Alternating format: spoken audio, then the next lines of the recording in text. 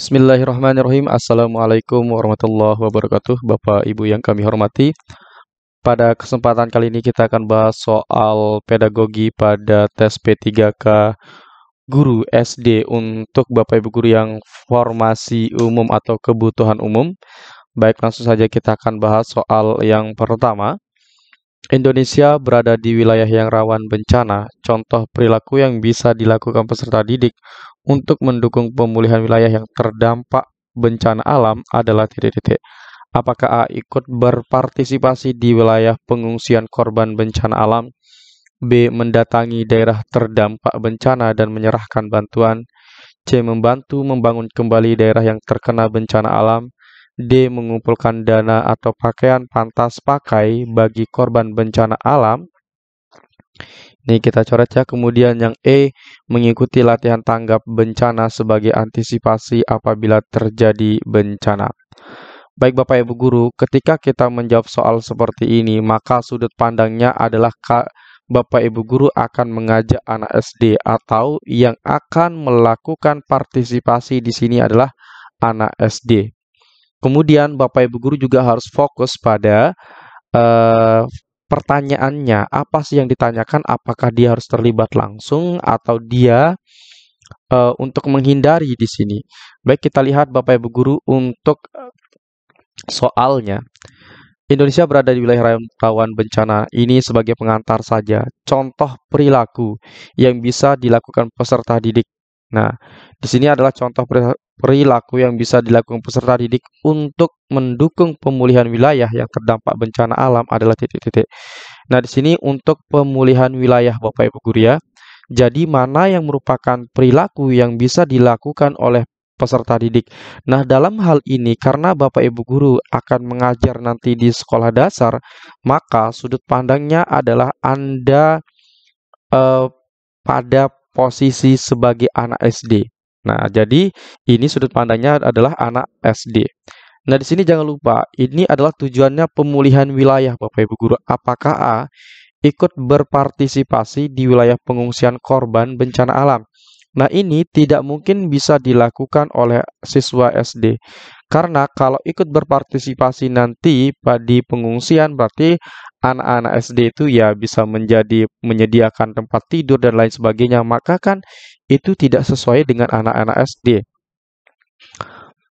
Yang B, mendatangi daerah terdampak bencana dan menyerahkan bantuan.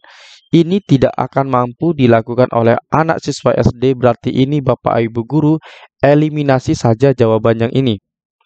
Kemudian yang C, membantu membangun kembali daerah yang terkena bencana alam. Apalagi kalau yang C ini itu otomatis tidak bisa dilakukan oleh anak SD.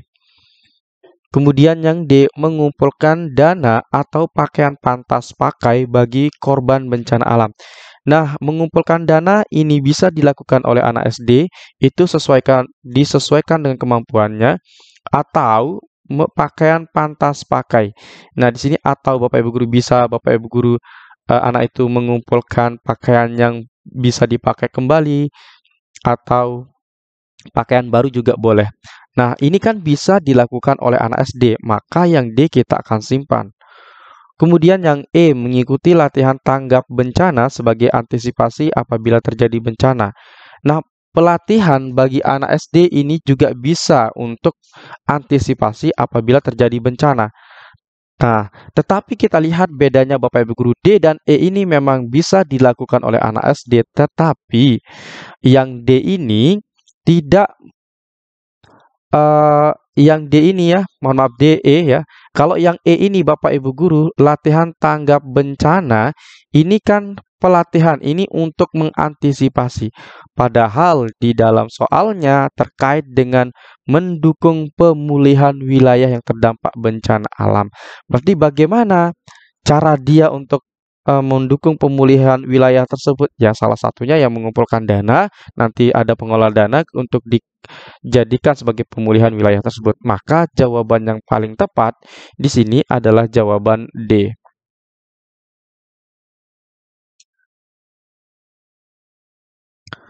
Baik Bapak Ibu, kami mengadakan bimbel PPPK Guru SD untuk kebutuhan umum atau P4 ya.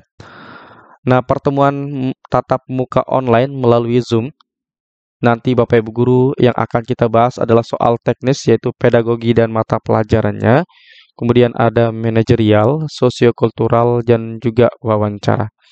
Nah, untuk fasilitas yang Anda dapatkan nanti Bapak Ibu Guru ada 10 pertemuan. Kemudian gratis 3 tryout, 10 tryout kecil ya soal akurat. Kemudian yang ketiga gratis 10 video rekaman bimbel. Kemudian yang keempat adalah gratis handout file soal dan pembahasan. Nah, kemudian Bapak Ibu Guru untuk cara pendaftarannya silakan saja ketik daftar PPPKP 4, kirim ke WA di 081803358023. Untuk pendaftaran terakhir di sini sebenarnya tanggal 23, tetapi pada pukul 15.00 Bapak Ibu Guru ya, biar kita bisa memasukkan Bapak Ibu Guru dan bisa mengikuti dari pertemuan pertama. Kemudian nanti untuk pelaksanaan pada tanggal 25 Oktober. Oh, di sini seharusnya tanggal 25 Bapak Ibu Guru ya. 25 Oktober sampai dengan 5 November tahun 2023.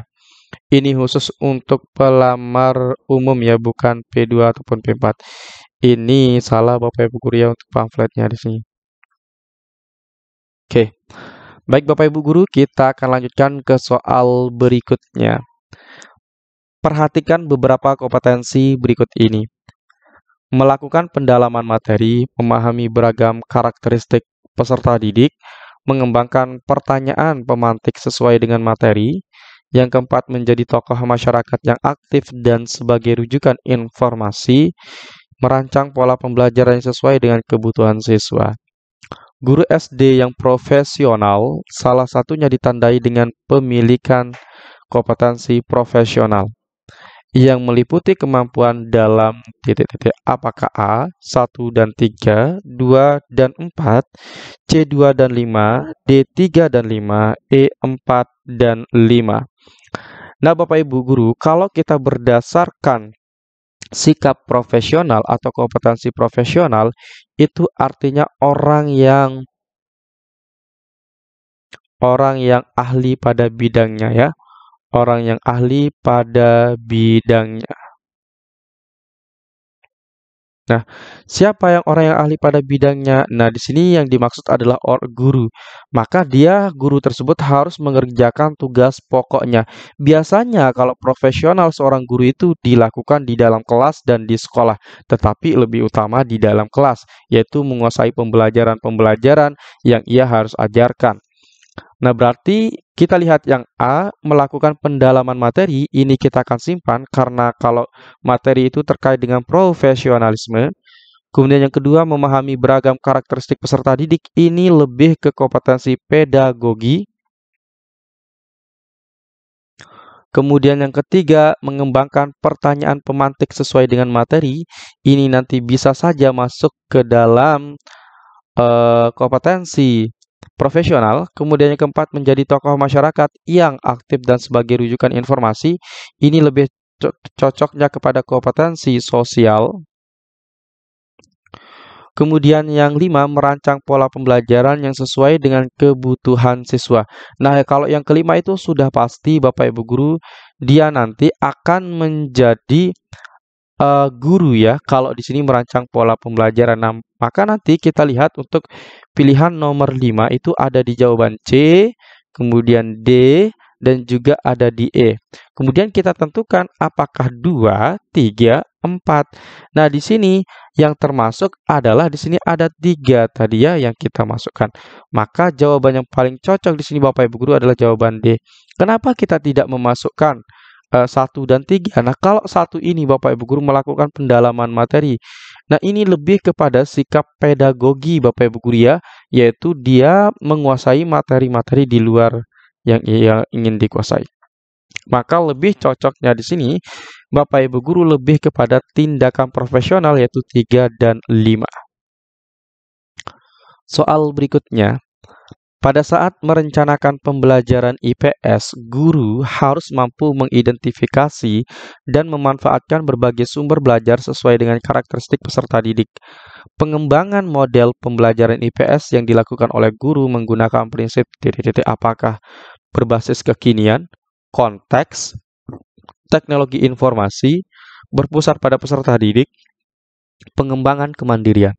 Nah, kalau kita lihat dari soalnya Bapak Ibu guru, di sini guru itu merencanakan pembelajaran sesuai dengan hasil dari identifikasi dan dia memanfaatkan berbagai sumber belajar sesuai dengan karakteristik peserta didiknya.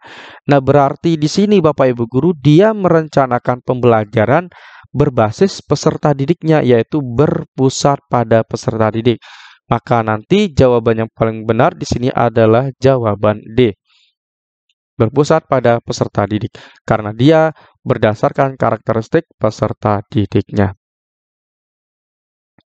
Nah, baik Bapak Ibu guru, jangan lupa untuk mendaftarkan diri untuk bimbel PPPK Guru SD terkhusus untuk P4 ini ya, untuk umum. Nanti insya Allah akan kita laksanakan sore, kemudian di malam harinya untuk Bapak Ibu guru yang mendaftar di kebutuhan khusus atau P2 dan P3. Baik Bapak Ibu, itu saja yang dapat kami sampaikan. Sekian dan terima kasih. Assalamualaikum warahmatullahi wabarakatuh.